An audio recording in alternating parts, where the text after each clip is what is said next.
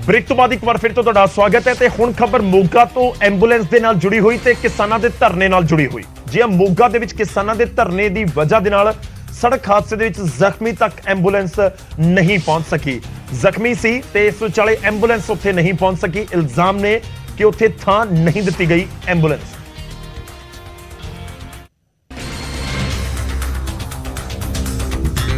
होया कुछ इस तरह कि मोगा दे बुगीपुरा चौक दे कोल बने फ्लाईओवर दे उत्ते दो बाइक ते स्कूटी दे विच टक्कर हो गई। हादसे च दो लोग गंभीर रूप दे नाल जख्मी हो गए जो सड़क दे उत्ते तड़फदे रहे, पर एंबूलेंस नहीं पहुंच सकी क्योंकि बुगीपुरा चौक दे कोल किसानां ने धरना लगा रखिया सी।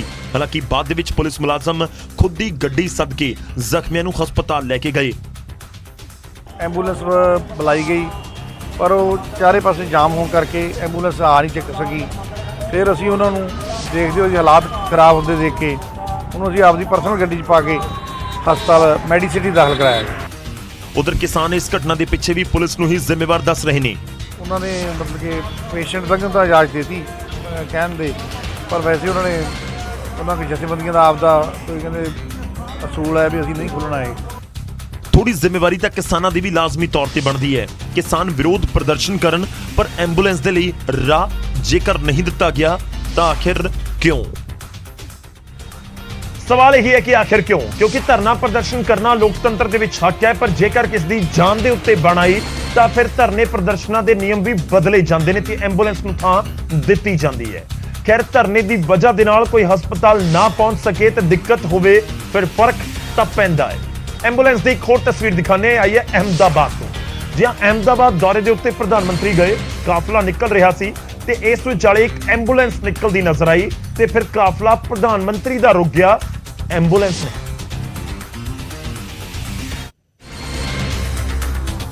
दरअसल जदों प्रधानमंत्री दा काफिला अहमदाबाद तो गांधीनगर दे वल जा रहा सी, उस वेले राह दे विच एक एंबूलेंस भी पिछे तो आ रही सी। एंबूलेंस के सायरन की आवाज सुन के फौरन प्रधानमंत्री ने अपने काफिले नूं सड़क किनारे रुकवाया अते एंबूलेंस नूं तत्काल राह दिता, जिस दे नाल मरीज दा सही समय दे उत्ते इलाज मिल सके। एंबूलेंस दे लई जिस तरह दे नाल प्रधानमंत्री ने अपने काफिले नूं रुकवाया उस दी हुण हर पासे शलाघा जरूर हो रही है। हुण अगली खबर दा रुख करदे हां। पंजाब दे विच दहशतगर्दां दे मॉड्यूल नूं चलाउण वाले 3 दहशतगर्दां दे हुण नाम सामने आए।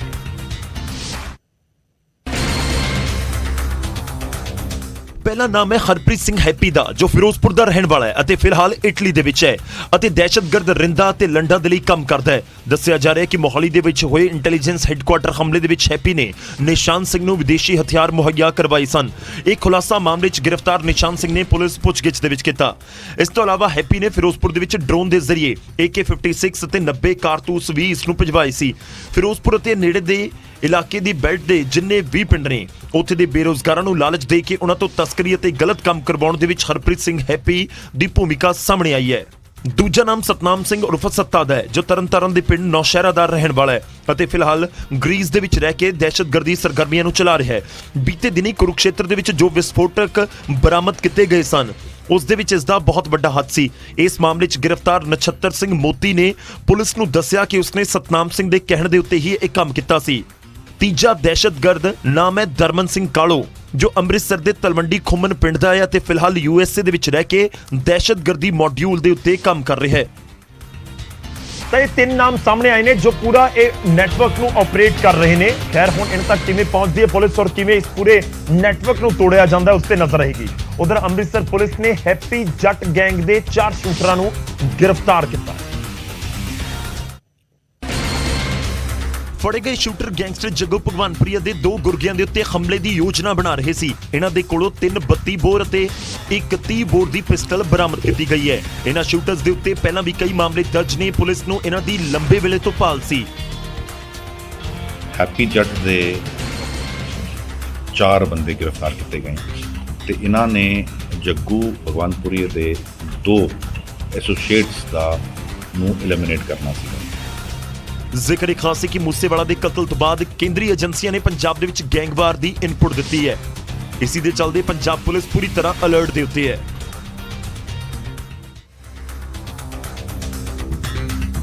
अगली खबर का रुख करते हैं। खबर धूरी तो है। धूरी पुलिस ने नशे के उत्ते लगाम लगाउण दे लई बाजीगर बस्ती दे विच रेड की। ਪੁਲਿਸ ਨੇ ਧੂਰੀ ਦੀ ਬਾਜੀਗਰ ਬਸਤੀ ਦੇ ਵਿੱਚ ਘਰਾਂ ਦੀ ਚੈਕਿੰਗ ਕੀਤੀ ਅਤੇ ਖਾਸ ਤੌਰ ਤੇ ਉਹਨਾਂ ਘਰਾਂ ਦੀ ਤਲਾਸ਼ੀ ਲਈ ਗਈ ਜਿਨ੍ਹਾਂ ਦੇ ਉੱਤੇ ਸ਼ੱਕ ਸੀ ਜਾਂ ਉਹਨਾਂ ਲੋਕਾਂ ਦੇ ਘਰਾਂ 'ਚ ਰੇਡ ਹੋਈ ਜੋ ਪਹਿਲਾਂ ਕਦੇ ਨਸ਼ਾ ਵੇਚਣ ਦੇ ਇਲਜ਼ਾਮਾਂ 'ਚ ਗ੍ਰਿਫਤਾਰ ਹੋਏ ਸਨ। ਇਸ ਵਾਰ ਦੀ ਚੈਕਿੰਗ ਦੇ ਵਿੱਚ ਪੁਲਿਸ ਡਰੋਨ ਅਤੇ ਡੌਗ ਸਕੁਐਡ ਲੈ ਕੇ ਪਹੁੰਚੀ ਹੋਈ ਸੀ ਤੇ ਨਾਲ ਅਸੀਂ ਡੌਗ ਸਕੁਐਡ ਦੀ ਹੈਲਪ ਲਈ ਹੈ, ਡਰੋਨ ਵੀ ਯੂਜ਼ ਕਰ ਰਹੇ ਹੈਗੇ ਆ ਤੇ ਕਰੀਬ 70-80 ਦੇ ਕਰੀਬ ਅਸੀਂ ਮੁਲਾਜ਼ਮ ਲੈ ਕੇ ਚੱਲੇ ਹਾਂ। ਜਿੰਨੇ ਵੀ ਹੈਬਿਚੁਅਲ ਅਫੈਂਡਰਸ ਪੁਰਾਣੇ ਨੇ ਜਿਨ੍ਹਾਂ ਤੇ ਸਾਨੂੰ ਸ਼ੱਕ ਹੈ ਕਿ ਇਹ ਨਸ਼ਾ ਵੇਚਣ ਦਾ ਕੰਮ ਕਰਦੇ ਹੋ ਸਕਦੇ ਆ ਤਾਂ ਉਹਨਾਂ ਘਰਾਂ ਦੀ ਡਿਟੇਲ 'ਚ ਤਲਾਸ਼ੀ ਕਰ ਰਹੇ ਹਾਂ। ਧੂਰੀ ਪੁਲਿਸ ਅਜੇ ਸ਼ਹਿਰ ਦੇ ਹੋਰ ਇਲਾਕਿਆਂ ਦੇ ਵਿੱਚ ਵੀ ਰੇਡ ਮਾਰਨ ਦੀ ਤਿਆਰੀ ਦੇ ਵਿੱਚ ਹੈ ਤਾਂ ਕਿ ਨਸ਼ੇ ਦੇ ਸੁਦਾਗਰਾਂ ਦੇ ਉੱਤੇ ਲਗਾਮ ਲਗਾਈ ਜਾ ਸਕੇ। ਖੈਰ ਪੁਲਿਸ ਦੇ ਵੱਲੋਂ ਐਕਸ਼ਨ ਜਾਰੀ ਹੈ ਤੇ ਉਮੀਦ ਕਰਦੇ ਹਾਂ ਕਿ ਨਸ਼ੇ ਦੇ ਖਿਲਾਫ ਐਕਸ਼ਨ ਹੋਰ ਕਰੜਾ ਹੁੰਦਾ ਜਾਏਗਾ ਕਿਉਂਕਿ ਨਸ਼ਾ ਜੜ ਤੋਂ ਖਤਮ ਕਰਨਾ ਇੱਕ ਵੱਡੀ ਚੁਣੌਤੀ ਹੈ ਔਰ ਵੱਡੇ ਐਕਸ਼ਨ ਦੀ ਜ਼ਰੂਰਤ ਹੈ। ਅੱਗੇ ਵਧਦੇ ਹਾਂ ਤੇ ਹੁਣ ਗੱਲ ਇੱਕ ਨੋਟ ਦੀ, ਪਾਕਿਸਤਾਨੀ ਨੋਟ ਦੀ। ਨੋਟ ਦੇ ਉੱਤੇ ਕੀ ਲਿਖਿਆ ਗਿਆ ਜ਼ਿਕਰ ਉਸਦਾ। ਜੀ ਹਾਂ, ਇਹ ਨੋਟ ਸਾਹਮਣੇ ਆਇਆ ਹੈ ਜਿਸ ਦੇ ਉੱਤੇ ਇੱਕ ਧਮਕੀ ਲਿਖੀ ਗਈ ਹੈ। ਧਮਕੀ ਅੰਮ੍ਰਿਤਸਰ ਦੇ ਚੈਰਿਟਾ ਦੇ ਇੱਕ ਮੰਦਿਰ ਦੀ ਦਾਨ ਪੇਟੀ ਤੋਂ ਤੇ ਮੁਹੰਮਦ ਅਲੀ ਜਿਨ੍ਹਾਂ ਦੀ ਫੋਟੋ ਵਾਲੇ ਨੋਟ ਦੇ ਉੱਤੇ ਧਮਕੀ ਦੇ ਨਾਲ-ਨਾਲ ਪੁਜਾਰੀ ਤੋਂ 5 ਲੱਖ ਰੁਪਏ ਦੀ ਰੰਗਦਾਰੀ ਵੀ ਮੰਗੀ ਗਈ ਹੈ। ਨੋਟ ਤੇ ਲਿਖਿਆ ਹੈ, ਬਾਬਾ ਸੁਨੀਲ ਤੋਂ ਬੜੀ ਮਾਇਆ ਜੋੜੀ ਹੈ, ਸਾਨੂੰ ਪਤਾ ਹੈ, ਸਾਨੂੰ ਮਾਇਆ ਦੀ ਬਹੁਤ ਜ਼ਰੂਰਤ ਹੈ, 5 ਲੱਖ ਰੁਪਏ ਤਿਆਰ ਰੱਖ। ਤੇ ਮੰਦਿਰ ਦੀ ਗੋਲਕ ਦੇ ਵਿੱਚ ਖੁੱਲਣ ਸਮੇਂ ਇਹ ਨੋਟ ਪ੍ਰਬੰਧਕਾਂ ਨੂੰ ਬਰਾਮਦ ਹੋਇਆ। ਇਹ ਆਪਣੀ ਗੋਲਕ ਦੀ ਮਾਇਆ ਕਹਿੰਦੇ ਸੀ, ਉਹਦੇ ਵਿੱਚੋਂ ਹੀ ਸਾਨੂੰ ਇੱਕ ਨੋਟ ਮਿਲਿਆ, ਪਾਕਿਸਤਾਨੀ ਨੋਟ। ਉਹਦੇ ਉੱਪਰ ਅਸਨੀਲ ਜੀ ਮਹਾਰਾਜ ਦਾ ਨਾਮ ਲਿਖ ਕੇ ਉਹਨਾਂ ਨੂੰ ਧਮਕੀ ਦਿੱਤੀ ਗਈ ਹੈ ਔਰ 5 ਲੱਖ ਰੁਪਏ ਡਿਮਾਂਡ ਕੀਤੀ ਗਈ ਹੈ। ਮੰਦਿਰ ਪ੍ਰਬੰਧਕਾਂ ਨੇ ਨੋਟ ਤੇ ਧਮਕੀ ਦੀ ਸੂਚਨਾ ਪੁਲਿਸ ਨੂੰ ਦਿੱਤੀ ਜਿਸ ਨੇ ਮੰਦਿਰ ਕੰਪਲੈਕਸ ਦੇ ਵਿੱਚ ਲੱਗੇ ਸੀਸੀਟੀਵੀ ਖੰਗਾਲਣੇ ਸ਼ੁਰੂ ਕਰ ਦਿੱਤੇ ਨੇ। ਇਹ ਕੋਈ ਪਾਕਿਸਤਾਨੀ ਨੋਟ ਆ, ਉਹਦੇ ਉੱਤੇ ਕੋਈ ਧਮਕੀ ਦੇਖ ਕੇ ਤੇ ਉਹਨਾਂ ਨੇ ਕਿਸੇ ਵਿਅਕਤੀ ਨੇ ਗੋਲਕ ਛਪਾਈ ਹੈ ਤੇ ਸੀਸੀਟੀਵੀ ਖੰਗਾਲ ਕੇ ਤੇ ਬਾਬਾ ਜੀ ਕੋਲ ਸਹਿਯੋਗ ਲਾ ਕੇ ਮੰਦਰ ਵਾਲਿਆਂ ਦੇ ਨਾਲ ਸਹਿਮਤੀ ਦੇ ਨਾਲ ਜੋ ਵੀ ਅਗਲੀ ਕਾਰਵਾਈ ਬਣਦੀ ਹੈ ਅਮਲ ਵਿੱਚ ਲਿਆਂਦੀ। ਖੈਰ ਪੁਲਿਸ ਕਾਰਵਾਈ ਤਾਂ ਕਰੇਗੀ ਪਰ ਸਵਾਲ ਇਹ ਹੈ ਕਿ ਆਖਿਰ ਪਾਕਿਸਤਾਨ ਦਾ 100 ਰੁਪਏ ਵਾਲਾ ਨੋਟ ਦੇਸ਼ ਦੇ ਵਿੱਚ ਪਹੁੰਚਿਆ ਕਿਵੇਂ ਤੇ ਇਸ ਪਿੱਛੇ ਕੀ ਕੋਈ ਵੱਡੀ ਸਾਜ਼ਿਸ਼ ਨੂੰ ਅੰਜਾਮ ਦੇਣ ਦੀ ਕੋਸ਼ਿਸ਼ ਕੀਤੀ ਜਾ ਰਹੀ ਹੈ। ਖੈਰ ਇਹ ਕਿਸੇ ਦੀ ਸ਼ਰਾਰਤ ਤਾਂ ਨਹੀਂ ਕਿਉਂਕਿ 100 ਰੁਪਏ ਦਾ ਨੋਟ ਹੋਣਾ ਕੋਈ ਬਹੁਤ ਵੱਡੀ ਗੱਲ ਨਹੀਂ। ਕਈ ਕਰੰਸੀ ਦੇ ਨੋਟ ਜਦੋਂ ਕੋਈ ਜਾਂਦਾ ਹੈ ਵਿਦੇਸ਼ ਜਾਂ ਫਿਰ ਪਾਕਿਸਤਾਨ ਤਾਂ ਹੋ ਸਕਦਾ ਉੱਥੋਂ ਲਿਆਂਦਾ ਹੋਵੇ, ਪਰ ਜੇ ਧਮਕੀ ਦਿੱਤੀ ਜਾਣੀ ਸੀ ਤਾਂ ਇਸ ਨੋਟ ਦੇ ਉੱਤੇ ਹੀ ਕਿਉਂ ਲਿਖ ਕੇ ਦਿੱਤੀ ਗਈ, ਇਹ ਵੀ ਇੱਕ ਵੱਡਾ ਸਵਾਲ ਹੈ। ਅੱਗੇ ਵਧਦੇ ਹਾਂ, ਕੁਪਵਾੜਾ ਹਾਦਸੇ ਦੇ ਵਿੱਚ ਸ਼ਹੀਦ ਹੋਣ ਵਾਲੇ ਜਵਾਨ ਅੰਮ੍ਰਿਤਪਾਲ ਸਿੰਘ ਦਾ ਫਰੀਦਕੋਟ ਦੇ ਵਿੱਚ ਸਰਕਾਰੀ ਸਨਮਾਨਾਂ ਦੇ ਨਾਲ ਅੰਤਿਮ ਸੰਸਕਾਰ ਕੀਤਾ ਗਿਆ। ਜੱਦੀ ਪਿੰਡ ਟੈਪਾਈ ਦੇ ਵਿੱਚ ਸ਼ਹੀਦ ਜਵਾਨ ਅੰਮ੍ਰਿਤਪਾਲ ਦੀ ਮ੍ਰਿਤਕ ਦੇਹ ਲਿਆਂਦੀ ਗਈ। ਸ਼ਹੀਦ ਦੀ ਅੰਤਿਮ ਯਾਤਰਾ ਦੇ ਵਿੱਚ ਪੂਰਾ ਪਿੰਡ ਸ਼ਾਮਲ ਹੋਇਆ, ਇਲਾਕੇ ਦੇ ਲੋਕ ਸ਼ਾਮਿਲ ਹੋਏ। ਸ਼ਹੀਦ ਦਾ ਅੰਤਿਮ ਸੰਸਕਾਰ ਪੂਰੇ ਸਰਕਾਰੀ ਸਨਮਾਨਾਂ ਦੇ ਨਾਲ ਕੀਤਾ ਗਿਆ। ਹਜ਼ਾਰਾਂ ਲੋਕਾਂ ਨੇ ਨਮ ਅੱਖਾਂ ਦੇ ਨਾਲ ਉਹਨਾਂ ਨੂੰ ਵਿਦਾਈ ਦਿੱਤੀ। ਸ਼ਹੀਦ ਦੇ ਪਰਿਵਾਰ ਨੂੰ ਪੰਜਾਬ ਸਰਕਾਰ ਦੇ ਵੱਲੋਂ 1 ਕਰੋੜ ਰੁਪਏ ਦੀ ਮਾਲੀ ਸਹਾਇਤਾ ਦਿੱਤੀ ਜਾਵੇਗੀ। ਖੈਰ ਸ਼ਹੀਦ ਹੋਣ ਵਾਲੇ ਇਸ ਜਵਾਨ ਦੇ ਉੱਤੇ ਪਰਿਵਾਰ ਨੂੰ, ਪਿੰਡ ਨੂੰ, ਇਲਾਕੇ ਨੂੰ, ਪੰਜਾਬ ਨੂੰ, ਦੇਸ਼ ਨੂੰ ਮਾਣ ਹੈ, ਪਰ ਇਸ ਪਰਿਵਾਰ ਦਾ ਜੀ ਚਲਾ ਗਿਆ ਹੈ ਤੇ ਪਰਿਵਾਰ ਇਸ ਸਮੇਂ ਜ਼ਰੂਰ ਔਖੇ ਦੌਰ ਦੇ ਵਿੱਚੋਂ ਇੱਕ ਸਦਮੇ ਚੋਂ ਨਿਕਲ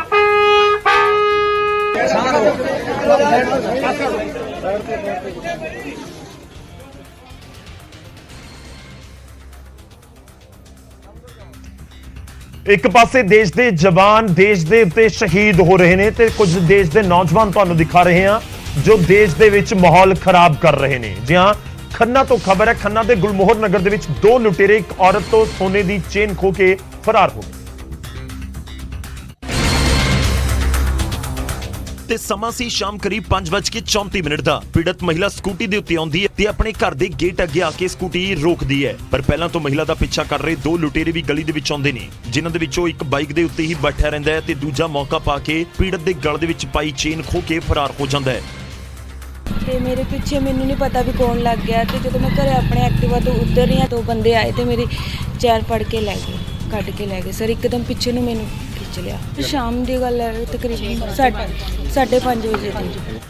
ਹਾਲਾਂਕਿ ਪੀੜਤ ਦੀ ਮਾਂ ਲੁਟੇਰਿਆਂ ਨੂੰ ਫੜਨ ਲਈ ਪਿੱਛੇ ਵੀ ਦੌੜਦੀ ਹੈ, ਪਰ ਦੋਵੇਂ ਲੁਟੇਰੇ ਬਾਈਕ ਦੇ ਉੱਤੇ ਸਵਾਰ ਹੋ ਕੇ ਤੇਜ਼ੀ ਨਾਲ ਰਫੂ ਚੱਕਰ ਉਸ ਸਮੇਂ ਤੱਕ ਹੋ ਗਈ ਸੀ। ਪੀੜਤ ਔਰਤ ਦੇ ਪਤੀ ਮੁਤਾਬਕ 1 ਮਹੀਨੇ ਦੇ ਅੰਦਰ ਉਹਨਾਂ ਦੇ ਨਾਲ ਹੋਈ ਇਹ ਦੂਜੀ ਵਾਰਦਾਤ ਹੈ। ਇਸ ਏਰੀਏ ਦੇ ਵਿੱਚ ਪਹਿਲਾਂ 1 ਮੰਥ ਪਹਿਲਾਂ ਹੀ ਬ੍ਰਦਰ ਇਨ ਲਾ ਦਾ ਮੋਟਰਸਾਈਕਲ ਚੱਕਿਆ ਗਿਆ ਘਰ ਦੇ ਮੂਹਰੇ ਤੇ ਹੁਣ ਮੈਨੂੰ ਆਫਿਸ ਦੇ ਵਿੱਚ ਸੀ ਫੋਨ ਆਇਆ ਕਿ ਚੈਨ ਖਿੱਚੀ ਗਈ ਆ ਤੇ ਮੈਨੂੰ ਤਾਂ ਲੱਗਦਾ ਨਹੀਂ ਵੀ ਖੰਨੇ ਦੇ ਵਿੱਚ ਕੋਈ ਪੁਲਿਸ ਨਾਂ ਦੀ ਚੀਜ਼ ਹੈ।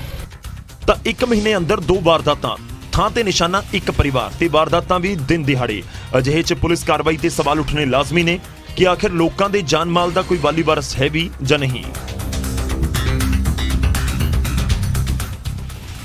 ਗੱਲ ਸਾਰੀ 30 ਦਿਨਾਂ ਦੀ। 30 ਦਿਨਾਂ ਦੇ ਵਿੱਚ ਪਹਿਲਾਂ ਇਸ ਪਰਿਵਾਰ ਦੀ ਬਾਈਕ ਗਈ ਤੇ ਹੁਣ ਸੋਨੇ ਦੀ ਚੇਨ ਗਈ। ਸਵਾਲ ਤਾਂ ਪ੍ਰਸ਼ਾਸਨ ਦੀ ਕਾਰਵਾਈ ਤੇ ਉੱਠਣਗੇ। ਉਧਰ ਹਿਸਾਰ ਦੇ ਆਦਮਪੁਰ ਦੇ ਵਿੱਚ LPG ਗੈਸ ਭਰਦੇ ਸਮੇਂ ਇੱਕ ਕਾਰ ਨੂੰ ਅੱਗ ਲੱਗ ਗਈ ਜ਼ਬਰਦਸਤ। ਇੱਕ ਤਰੀਕੇ ਨਾਲ ਉਸ ਸਮੇਂ ਉੱਥੇ ਬਲਾਸਟ ਹੋਇਆ। ਆਦਮਪੁਰ ਦੀ ਆਟੋ ਮਾਰਕੀਟ ਦੇ ਵਿੱਚ ਜੁਗਾੜ ਲਗਾ ਕੇ ਇੱਕ ਕਾਰ ਦੇ ਵਿੱਚ LPG ਗੈਸ ਭਰੀ ਜਾ ਰਹੀ ਸੀ ਤੇ ਅਚਾਨਕ ਉਸ ਦੇ ਵਿੱਚ ਅੱਗ ਲੱਗ ਗਈ। ਗੱਡੀ ਦੇ ਵਿੱਚ ਜ਼ਬਰਦਸਤ ਧਮਾਕਾ ਹੋਇਆ, ਜਿਸ ਤੋਂ ਬਾਅਦ ਪੂਰੀ ਮਾਰਕੀਟ ਦੇ ਵਿੱਚ ਹਫੜਾ ਦਫੜੀ ਮਚ ਗਈ। ਲੋਕਾਂ ਨੇ ਉੱਥੋਂ ਭੱਜ ਕੇ ਆਪਣੀ ਜਾਨ ਬਚਾਈ। ਉਸ ਦੀ ਇੱਕ ਵੀਡੀਓ ਵੀ ਸਾਹਮਣੇ ਆਈ ਹੈ। ਦੁਕਾਨਦਾਰਾਂ ਨੇ ਮਿਲ ਕੇ ਫਿਰ ਅੱਗ ਦੇ ਉੱਤੇ ਕਾਬੂ ਪਾਇਆ। ਕਾਰ ਪੂਰੀ ਤਰ੍ਹਾਂ ਸੜ ਕੇ ਸੁਆਹ ਹੋ ਗਈ, ਪਰ ਕਿਸੇ ਤਰ੍ਹਾਂ ਦੀ ਅਣਹੋਣੀ ਤੋਂ ਜ਼ਰੂਰ ਬਚਾ ਰਿਹਾ। ਰਾਹਤ ਦੀ ਗੱਲ ਹੈ, ਜਾਨੀ ਨੁਕਸਾਨ ਤੋਂ ਬਚਾ ਰਿਹਾ।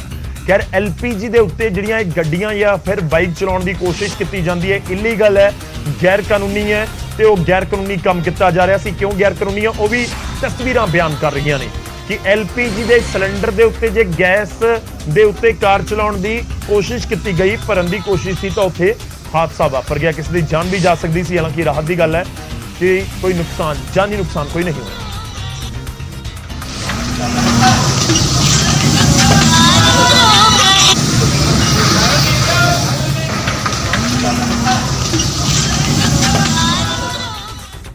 ਤਾਂ ਹਿਸਾਰ ਦੇ ਵਿੱਚ ਜਿੱਥੇ ਘਟਨਾਕ੍ਰਮ ਵਾਪਰਿਆ ਉੱਥੇ ਦੇ ਲੋਕ ਖੁਸ਼ਕਿਸਮਤ ਸਨ ਕਿ ਕੋਈ ਜਾਨੀ ਨੁਕਸਾਨ ਨਹੀਂ ਹੋਇਆ, ਪਰ ਕੁਰੂਕਸ਼ੇਤਰ ਦੇ ਪਿਹੋਵਾ ਦੇ ਵਿੱਚ ਇੱਕ ਜੋੜਾ ਖੁਸ਼ਕਿਸਮਤ ਨਹੀਂ ਸੀ, ਕਿਉਂਕਿ ਮਕਾਨ ਦੀ ਛੱਤ ਡਿੱਗੀ ਤੇ ਪਤੀ ਪਤਨੀ ਦੀ ਮੌਤ ਹੋ ਗਈ।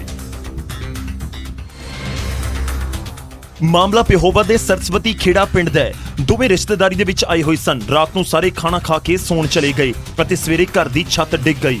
ਪਰਿਵਾਰ ਦੇ ਹੋਰ ਲੋਕਾਂ ਨੇ ਦੋਵਾਂ ਨੂੰ ਮਲਬੇ ਦੇ ਹੇਠਾਂ ਤੋਂ ਬਾਹਰ ਕੱਢਿਆ, ਹਸਪਤਾਲ ਪਹੁੰਚਾਇਆ, ਜਿੱਥੇ ਡਾਕਟਰਾਂ ਨੇ ਦੋਵਾਂ ਨੂੰ ਮ੍ਰਿਤ ਐਲਾਨ ਦਿੱਤਾ।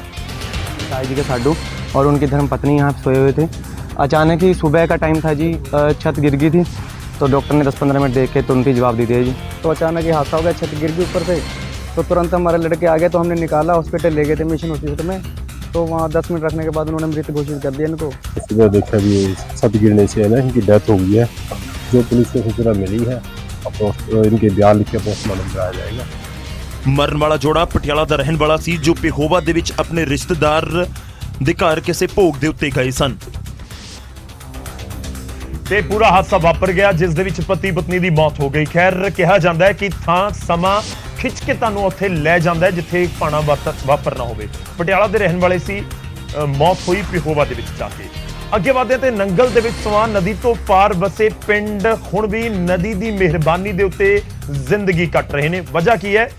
ਵਜ੍ਹਾ ਇਹ ਕਿ ਪ੍ਰਸ਼ਾਸਨ ਸਾਰ ਨਹੀਂ ਲੈਂਦਾ, ਸਰਕਾਰ ਸੁਣਦੀ ਨਹੀਂ, ਪੁਲ ਬਣਦਾ। ਤੇ ਜੇਕਰ ਨਦੀ ਦਾ ਪਾਣੀ ਚੜ ਜਾਵੇ ਤਾਂ ਪੰਜਾਬ ਤੋਂ ਇਹਨਾਂ ਪਿੰਡਾਂ ਦਾ ਸੰਪਰਕ ਪੂਰੀ ਤਰ੍ਹਾਂ ਟੁੱਟ ਜਾਂਦਾ ਹੈ, ਕਿਉਂਕਿ ਸਮਾਨ ਨਦੀ ਪਾਰ ਕਰਨ ਦੇ ਲਈ ਇਹਨਾਂ ਦੇ ਕੋਲ ਕੋਈ ਪੁਲ ਹੀ ਨਹੀਂ। ਪ੍ਰਸ਼ਾਸਨ ਤੇ ਸਰਕਾਰਾਂ ਪੱਕਾ ਪੁਲ ਬਣਾਉਣ ਦੇ ਵਿੱਚ ਅਸਫਲ ਰਹੀਆਂ ਤਾਂ ਪਿੰਡ ਵਾਲੇ ਆਪਣੇ ਬਲਬੂਤੇ ਤੇ ਕੱਚਾ ਆਰਜ਼ੀ ਪੁਲ ਹਰ ਸਾਲ ਤਿਆਰ ਕਰਦੇ ਨੇ। ਇੱਕ ਤਾਂ ਪਰੇਸ਼ਾਨੀ ਇਹ ਹੈ ਜੀ, ਬਰਸਾਤਾਂ ਜਾਂ 2-2.5 ਮਹੀਨੇ ਹੜ ਜਾਂਦਾ। ਇੱਕ ਪੈਸੇ ਲਾਣੇ ਦਵੱਲੇ ਦੇ ਪਿੰਡ ਇਕੱਠੇ ਹੁੰਦੇ। ਠੀਕ ਹੈ, ਸਹੂਲਤ ਸਾਰਿਆਂ ਨੂੰ ਗੜ੍ਹ ਸ਼ਾਂ ਕਰਨਾ ਵਾ ਸ਼ਹਿਰ ਤੱਕ, ਪਰ ਦਿੰਦੇ ਆ ਨੇੜੇ ਪਿੰਡਾਂ ਦੇ ਪੈਸੇ ਆ। ਇਲਾਕਾ ਵਾਸੀਆਂ ਨੂੰ ਨਦੀ ਪਾਰ ਕਰਨ ਦੇ ਲਈ ਤਕਰੀਬਨ 30 ਕਿਲੋਮੀਟਰ ਲੰਬਾ ਸਫ਼ਰ ਤੈਅ ਕਰਨਾ ਪੈਂਦਾ ਹੈ ਤੇ ਇਹ ਪੁਲ ਜੋ JCB ਦੇ ਨਾਲ ਬਣਾਇਆ ਜਾ ਰਿਹਾ ਹੈ, ਇਸ ਪੁਲ ਤੋਂ ਇਲਾਕੇ ਦੇ 50 ਪਿੰਡਾਂ ਦੇ ਲੋਕ ਲੰਘਦੇ ਨੇ ਤੇ ਹਰ ਸਮੇਂ ਡਰ ਬਣਿਆ ਰਹਿੰਦਾ ਹੈ ਜਾਨੀ ਤੇ ਮਾਲੀ ਨੁਕਸਾਨ ਦਾ। ਦਿੱਕਤ ਹੈ ਜੀ, ਬਹੁਤ ਦੇਰ ਦੀ ਹੈ, ਅੱਜ ਦੀ ਨਹੀਂ ਹੈ। ਕਮ ਸੇ ਕਮ ਹੁਣ ਜਿੱਦਾਂ ਪਿੰਡ ਵਾਲੇ ਸਿਆਣੇ ਬਜ਼ੁਰਗ ਹੈ, ਉਹਨੀ ਕਰਕੇ ਪਿੰਡੋਂ ਪੈਸੇ ਇਕੱਠੇ ਕਰਕੇ ਹੋਰ ਆਲ ਦੁਆਲੇ ਦੇ ਇਕੱਠੇ ਕਰਕੇ 20 ਸਾਲ ਤੋਂ ਇਹ ਪੁਲ ਪਾ ਰਹੇ। ਪਾ ਕੇ ਇਹਦਾ ਸਾਰਾ ਕੰਮਕਾਰ ਕਰਕੇ ਜਿੱਦਾਂ ਹਰ ਸਾਲ ਫੇਰ ਵੀ ਕਰਦੇ ਆ, ਪਾਉਂਦੇ ਵੀ ਆ, ਇਹਨੂੰ ਚੱਕਦੇ ਵੀ ਆ। ਹਰ ਵਾਰੀ ਕਰ ਲਈ, ਜਿੱਦਾਂ ਅੱਗੇ ਸਰਕਾਰਾਂ ਵੀ ਆਉਂਦੀਆਂ ਜਾਂਦੀਆਂ, ਇਹਦੇ ਉੱਪਰੋਂ ਹੀ ਲੰਘ ਜਾਂਦੀਆਂ ਆਰ ਪਾਰ ਸਾਰੇ ਹੀ। ਝੋਨੇ ਜਾਂ ਕਣਕ ਦੇ ਸੀਜ਼ਨ ਦੇ ਵਿੱਚ ਟਰੈਕਟਰ ਟਰਾਲੀਆਂ ਲੰਘਾਉਣਾ ਵੀ ਪਿੰਡ ਵਾਲਿਆਂ ਦੇ ਲਈ ਵੱਡੀ ਚੁਣੌਤੀ ਬਣ ਜਾਂਦਾ ਹੈ ਤੇ ਇਹ ਸਿਲਸਿਲਾ ਵੀ ਹਰ ਸਾਲ ਤੇ ਵਾਰ-ਵਾਰ ਚੱਲਦਾ ਹੀ ਆ ਰਿਹਾ ਹੈ। ਤਾਂ ਪੁਲ ਬਣੇਗਾ ਕਿਵੇਂ, ਇੱਕ ਵੱਡਾ ਸਵਾਲ ਹੈ। ਹੁਣ ਪੁਲ ਫਾਈਲਾਂ 'ਚ ਤਾਂ ਨਹੀਂ ਬਣਨਾ, ਪੁਲ ਤਾਂ ਬਣਨਾ ਹੈ ਦਰਿਆ ਦੇ ਉੱਤੇ ਇਹਨਾਂ ਲੋਕਾਂ ਦੀ ਸਹੂਲਤ ਦੇ ਲਈ। ਖੈਰ ਵੋਟਾਂ ਪੈਂਦੀਆਂ ਨੇ, ਇਹ ਪਿੰਡ ਵਾਲਿਆਂ ਦੇ ਵੱਲੋਂ ਮੰਗ ਰੱਖੀ ਜਾਂਦੀ ਹੈ, ਸੁਣਵਾਈ ਨਹੀਂ ਹੁੰਦੀ, ਪੁਲ ਨਹੀਂ ਬਣਦਾ। ਖੈਰ ਜਦੋਂ ਲੋਕਾਂ ਦੀ ਸਹੂਲਤ ਇਸ ਤਰੀਕੇ ਨਾਲ ਨਾ ਧਿਆਨ ਦਿੱਤੀ ਜਾਵੇ ਔਰ ਲੋਕਾਂ ਨੂੰ ਖੁਦ ਆਪਣੇ ਪੈਸਿਆਂ ਦੇ ਨਾਲ ਦਰਿਆ ਪਾਰ ਕਰਨ ਵਾਸਤੇ ਪੁਲ ਬਣਾਉਣਾ ਪਵੇ, ਫਿਰ ਫਰਕ ਤਾਂ ਪੈਂਦਾ ਹੈ। खैर उम्मीद करते हैं कि खबर का असर इत्थे जरूर होएगा और पुल बनेगा। रामपुरा पुल तो एक खबर है, रामपुरा पुल दे विच न्यूज़ 18 की खबर का असर वेखण नूं मिलिया है। जी हाँ, जिस सड़क के उत्ते कुछ दिन पहला तक सिर्फ खड्डे ही नजर आ रहे सी, उत्थे हुण मुरम्मत का काम शुरू हो चुका है। मेन पुल रोड का हाल असीं तुहानूं दिखाया सी कि किवें उत्थे लोकां नूं आवाजाही दे विच दिक्कतां दा सामना करना पै रहा है, पर हुण लगदा है कि न्यूज़ 18 की खबर तो बाद सिस्टम की नींद खुल चुकी है, पैच वर्क शुरू हो गया है, लोकां नूं सहूलत मिलेगी। फिलहाल काम शुरू हो पूरी राहत मिलूगी। राहगीरी बहुत परेशान सी, काफ़ी चिर तो समस्या चली आउंदी है जी। ये किसी भी मतलब पॉलिटिक्स ने ये ध्यान नहीं दिता गया। ये रोड पहला भी काफ़ी बार बने हैं पर यह नहीं सही होया। फायदा थोड़ा घना ਤਾਂ ਹੋਏਗਾ ਜੇ ਰੋਡ ਉੱਚਾ ਬਣ ਜੇ ਥੋੜਾ ਜਿਹਾ ਦੂਜੀ ਸੜਕ ਨਾਲੋਂ ਥੋੜਾ ਜਿਹਾ ਇੱਥੇ ਪਾਣੀ ਨਾ ਖੜੇ, ਇੱਥੇ ਪਾਣੀ ਖੜਦਾ ਉਹਦੇ ਕਰਕੇ ਦਿੱਕਤ ਜ਼ਿਆਦਾ ਆਉਂਦੀ ਹੈ। खैर लोगों की मंग वाल भी ध्यान प्रशासन देगा, यह भी उम्मीद करते हैं। उधर जलालाबाद के पिंड मौलवी वाला दे विच 3 बच्चों की मां अपने प्रेमी दे नाल फरार हो गई। प्रेमी जो खुद एक बच्चे का बाप। इश्क दे विच अन्नी इस औरत ने फरार होने तो पहला पूरे परिवार नूं चाह दे विच कुछ नशीला पदार्थ मिला के पिला दिता ते घर दे विच रखिया 60,000 रुपया लैके प्रेमी संग मोटरसाइकिल ते फरार हो गई। महिला दा प्रेमी सोनू पिंड दे विच जिमीदारां दे घर दे विच ड्राइवरी करदा सी ते महिला दे परिवार नूं दोवां दे प्रेम संबंधां बारे पहला ही पता लग गया सी। मेरे घर दी जी शनिवार 23 तरीक नूं प्रेम सिंह वासी गुंगी दा रहण वाला ढाणी ते जी उहदे नाल फरार हो गई जी। मेरा नुकसान 60,000 रुपया हैगा सी इंदे कोल जी, जो काम धंधा करदी सी आधा अड्ड पैसा टका रखदी सी वो नाल लै गई। 23 सितंबर ਨੂੰ ਘਰੋਂ ਫਰਾਰ ਹੋਈ ਇਹ ਮਹਿਲਾ ਆਪਣੇ 2 ਬੱਚਿਆਂ ਨੂੰ ਵੀ ਨਾਲ ਲੈ ਗਈ, ਜਿਸ ਤੋਂ ਬਾਅਦ ਪਰਿਵਾਰ ਨੇ ਪੁਲਿਸ ਨੂੰ ਸ਼ਿਕਾਇਤ ਦਿੱਤੀ ਤੇ ਮਹਿਲਾ ਨੂੰ ਘਰੋਂ ਬੇਦਖਲ ਕਰ ਦਿੱਤਾ ਗਿਆ। ਸਾਡੇ ਕੋਲ ਸਤਪਾਲ ਸਿੰਘ ਮੌਲਵੀ ਨੇ ਕੰਪਲੇਂਟ ਕੀਤੀ ਹੈ ਕਿ ਉਹਦੀ ਜਿਹੜੀ ਘਰਵਾਲੀ ਬਿਮਲਾ ਰਾਣੀ ਉਹ ਇੱਕ ਪਿੰਡ ਦਾ ਜਿਹੜੀ ਸੋਨੂ ਸਿੰਘ ਕੋਲ ਡਰਾਈਵਰ ਲੱਗੇ ਇਸ ਦੀ ਮੌਲਵੀ ਉਹਨੂੰ ਭਜਾ ਕੇ ਲੈ ਗਏ ਤੇ ਉਹਦੇ ਨਾਲ ਸੀ ਬੱਚੇ ਵੀ ਨਾਲ ਲੈ ਗਏ। ਤਾਂ ਸ਼ਾਇਦ ਇਸੇ ਕਰਕੇ ਕਹਿੰਦੇ ਨੇ ਕਿ ਪਿਆਰ ਅੰਨਾ ਹੁੰਦਾ ਹੈ। ਨਾ ਤਾਂ ਇਸ ਪ੍ਰੇਮੀ ਜੋੜੇ ਨੇ ਪਰਿਵਾਰ ਦੇਖਿਆ, ਨਾ ਸਮਾਜ ਤੇ ਨਾ ਹੀ ਬਦਨਾਮੀ, ਬਸ ਇੱਕ ਦੂਜੇ ਨੂੰ ਪਾਉਣ ਦੀ ਚਾਹਤ ਦੇ ਵਿੱਚ ਕਈ ਘਰਾਂ ਨੂੰ ਬਰਬਾਦ ਕਰ ਦਿੱਤਾ। ਹੁਣ ਖਬਰ ਮੋਹਾਲੀ ਤੋਂ। ਮੋਹਾਲੀ ਪੁਲਿਸ ਨੇ ਰਾਤ ਦੇ ਹਨੇਰੇ ਦੇ ਵਿੱਚ 2 ਨੰਬਰ ਦਾ ਕੰਮ ਕਰ ਰਹੇ ਲੋਕਾਂ ਦੇ ਖਿਲਾਫ ਵੱਡਾ ਐਕਸ਼ਨ ਕੀਤਾ ਹੈ। ਵੱਡਾ ਐਕਸ਼ਨ ਕੀਤਾ ਗਿਆ ਡੇਰਾਬੱਸੀ।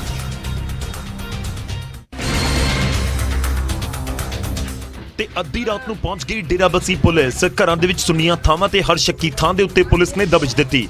ਇਹ ਪੂਰੀ ਰੇਡ ਕੈਮਰਿਆਂ ਦੇ ਵਿੱਚ ਵੀ ਰਿਕਾਰਡ ਹੋਈ। ਪੁਲਿਸ ਨੇ ਅਲਮਾਰੀਆਂ ਤੋਂ ਲੈ ਕੇ ਪੇਟੀਆਂ ਤੱਕ ਹਰ ਛੋਟੀ ਵੱਡੀ ਚੀਜ਼ ਦਾ ਕੋਨਾ ਖੰਗਾਲ ਕੇ ਰੱਖ ਦਿੱਤਾ। ਤੇ ਇਹ ਐਕਸ਼ਨ ਹੋਇਆ ਸੱਟਾ ਖੇਡ ਰਹੇ ਲੋਕਾਂ ਖਿਲਾਫ। ਕੱਚੇ ਘਰਾਂ ਅੰਦਰ ਸੱਟਾ ਖੇਡਦੇ ਲੋਕਾਂ ਨੂੰ ਗ੍ਰਿਫਤਾਰ ਕੀਤਾ ਗਿਆ ਤੇ ਸੱਟੇ ਲਈ ਵਰਤੇ ਜਾ ਰਹੇ ਮੋਬਾਈਲ ਫੋਨ, ਕਾਪੀਆਂ ਸਣੇ ਸੱਟੇ ਦੀ ਰਕਮ ਵੀ ਬਰਾਮਦ ਹੋਈ। ਇਹ ਸੱਟੇ ਦਾ ਕੰਮ ਬੜੇ ਜ਼ੋਰਾਂ ਤੇ ਕਰ ਰਿਹਾ। ਅੱਜ ਇੱਥੇ ਰਾਮਲੀਲਾ ਗਰਾਊਂਡ ਵਿੱਚ ਅਸੀਂ ਆਏ ਸੀਗੇ, ਉੱਥੋਂ ਪਤਾ ਲੱਗਿਆ ਤੇ ਮੈਂ ਅੱਜ ਦੇ ਘਰੇ ਨੂੰ ਆਇਆ। 4-5 ਬੰਦੇ ਹੋਰ ਨੇ ਨਾਲ ਹੀ, ਇਹਦੀ ਵਾਈਫ ਜਿਹੜੀ ਹੈ, ਇਹ ਸਾਰੇ ਪਰਚੀਆਂ ਲਿਖ ਰਹੇ ਸੀਗੇ ਕਿ ਕਾਫੀ ਵੱਡੇ ਲੈਵਲ ਦੇ ਉੱਤੇ ਇਹਨਾਂ ਨੂੰ ਪਰਚੀਆਂ ਔਰ ਪੈਸੇ ਮਿਲੇ ਨੇ। ਜਾਣਕਾਰੀ ਮੁਤਾਬਕ ਇਹ ਥਾਵਾਂ ਸੱਟਾ ਖੇਡਣ ਵਾਲਿਆਂ ਦੇ ਪੱਕੇ ਟਿਕਾਣੇ ਸਨ ਤੇ ਗ੍ਰਿਫਤਾਰ ਮੁਲਜ਼ਮਾਂ ਤੇ ਪਹਿਲਾਂ ਵੀ ਕਈ ਕੇਸ ਚੱਲਦੇ ਨੇ, ਪਰ ਬਾਵਜੂਦ ਸੁਧਰਨ ਦੇ ਇਹ 2 ਨੰਬਰ ਦਾ ਧੰਦਾ ਲਗਾਤਾਰ ਚੱਲ ਰਿਹਾ ਸੀ। ਹੁਣ ਅੱਗੇ ਵਧਦੇ ਤੇ ਖਬਰ ਨਵਾਂ ਸ਼ਹਿਰ ਤੋਂ। ਨਵਾਂ ਸ਼ਹਿਰ ਦੇ ਵਿੱਚ ਇੱਕ ਪ੍ਰਾਈਵੇਟ ਸਕੂਲ ਦੀ ਬੱਸ ਪਲਟ ਗਈ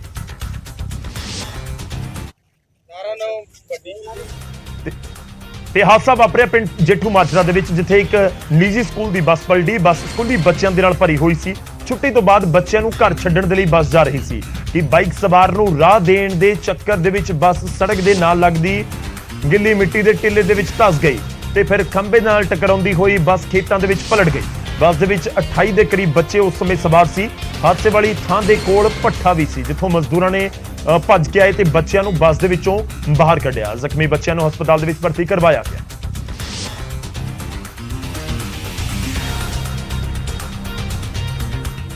ਹੁਣ ਅੱਗੇ ਵਧਦੇ ਹਾਂ ਤੇ ਗੱਲ ਰਾਮਲੀਲਾ ਦੀ। ਰਾਮਲੀਲਾ ਦੇ ਦਿਨ ਇਸ ਸਮੇਂ ਚੱਲ ਰਹੇ ਨੇ। ਨਰਾਤਿਆਂ ਦੇ ਵਿੱਚ ਰਾਮਲੀਲਾ ਹੁੰਦੀ ਹੈ। ਦੁਸ਼ਹਿਰੇ ਤੋਂ ਪਹਿਲਾਂ ਅੰਮ੍ਰਿਤਸਰ ਦੇ ਅਜੀਤ ਨਗਰ ਦੇ ਵਿੱਚ ਰਾਮਲੀਲਾ ਦੀ ਸਟੇਜ ਦੇ ਉੱਤੇ ਫਿਲਮੀ ਗਾਣਿਆਂ ਦੇ ਉੱਤੇ ਅਸ਼ਲੀਲ ਡਾਂਸ ਕਰਨ ਦਾ ਇੱਕ ਮਾਮਲਾ ਸਾਹਮਣੇ ਆਇਆ।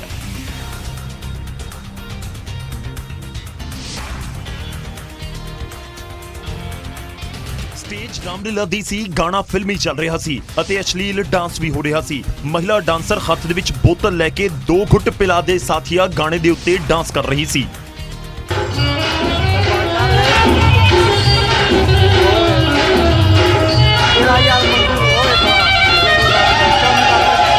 ਹਾਲਾਂਕਿ ਕੁਝ ਦਿਨ ਬਾਅਦ ਸ਼ਿਕਾਇਤ ਮਿਲੀ ਅਤੇ ਪੁਲਿਸ ਰਾਮਲੀਲਾ ਦੀ ਸਟੇਜ ਦੇ ਉੱਤੇ ਪਹੁੰਚ ਗਈ ਅਤੇ ਰਾਮਲੀਲਾ ਨੂੰ ਬੰਦ ਕਰਵਾ ਦਿੱਤਾ ਗਿਆ। ਵੇਰਕੇ ਵਿਖੇ ਜਿਹੜੀ ਰਾਮਲੀਲਾ ਲੱਗਦੀ ਆ, ਇਹਦੇ ਵਿੱਚ ਜਿਹੜਾ ਪ੍ਰਬੰਧਕਾਂ ਵੱਲੋਂ ਕੁਝ ਜਿਹੜੇ ਆਰਟਿਸਟ ਆ ਉਹਨਾਂ ਵੱਲੋਂ ਜਿਹੜਾ ਵਾ ਰਾਮਲੀਲਾ ਦੇ ਦੌਰਾਨ ਸਟੇਜ ਦੇ ਉੱਪਰ ਜਿਹੜਾ ਵਾ ਕੋਈ ਜਿਹੜੇ ਆਪਣਾ ਫਿਲਮਾਂ ਦੇ ਜਿਹੜੇ ਆ ਗਾਣੇ ਲਗਾ ਕੇ ਅਸ਼ਲੀਲ ਜਿਹੜਾ ਵਾ ਡਾਂਸ ਉੱਥੇ ਕਰਵਾਇਆ ਗਿਆ ਤੇ ਨਾਲ ਜਿਹੜਾ ਸ਼ਰਾਬ ਦੀਆਂ ਬੋਤਲਾਂ ਹੱਥ 'ਚ ਫੜਵਾ ਕੇ ਤੇ ਜਿਹੜਾ ਗਲਤ ਜਿਹੜੀ ਪ੍ਰਦਰਸ਼ਨੀ ਜਿਹੜੀ ਆ ਧਾਰਮਿਕ ਸਟੇਜ ਤੇ ਕੀਤੀ ਗਈ ਆ। ਦੋਸ਼ੀਆਂ ਦੇ ਖਿਲਾਫ ਜਿਹੜਾ ਬਾਈ ਨੇਮ ਜਿਹੜਾ ਮੁਕੱਦਮਾ ਦਰਜ ਕੀਤਾ ਗਿਆ।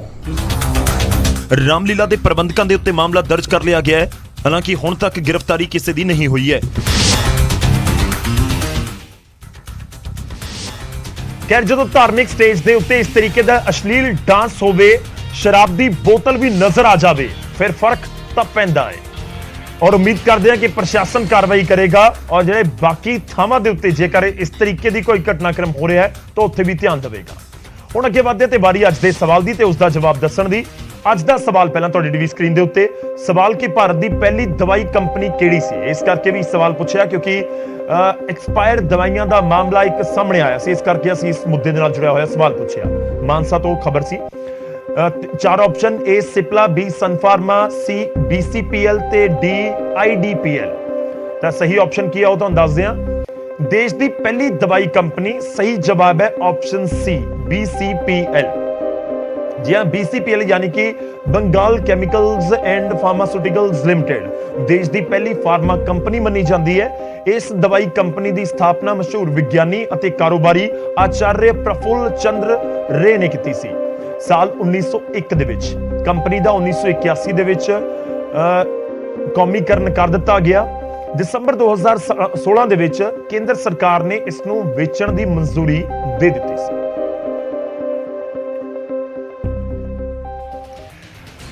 ਤਾਂ ਸਾਡੀ ਕੋਸ਼ਿਸ਼ ਹੁੰਦੀ ਹੈ ਕਿ ਇਤਿਹਾਸ ਤੇ ਸਵਾਲਾਂ ਦੇ ਜ਼ਰੀਏ ਤੁਹਾਡੇ ਤੱਕ ਜਾਣਕਾਰੀ ਪਹੁੰਚਾਈ ਜਾਵੇ। ਫਰਕ ਤਾਂ ਪੈਂਦਾ ਇਹਦੇ ਵਿੱਚ। ਵੇਲਾ ਹੋ ਚੱਲਿਆ ਤੁਹਾਡੇ ਤੋਂ ਇਜਾਜ਼ਤ ਲੈਣ ਦਾ, ਪਰ ਤੁਸੀਂ ਆਪਣੀ ਫੀਡਬੈਕ ਇਸ ਸ਼ੋਅ ਨੂੰ ਲੈ ਕੇ ਸਾਡੇ ਤੱਕ ਜ਼ਰੂਰ ਸਾਡੇ ਸੋਸ਼ਲ ਮੀਡੀਆ ਪਲੇਟਫਾਰਮਸ ਦੇ ਜ਼ਰੀਏ ਪਹੁੰਚਾ ਸਕਦੇ ਹੋ, ਕਿਉਂਕਿ ਤੁਹਾਡੀ ਫੀਡਬੈਕ ਦੇ ਨਾਲ ਫਰਕ ਤਾਂ ਪੈਂਦਾ ਹੈ।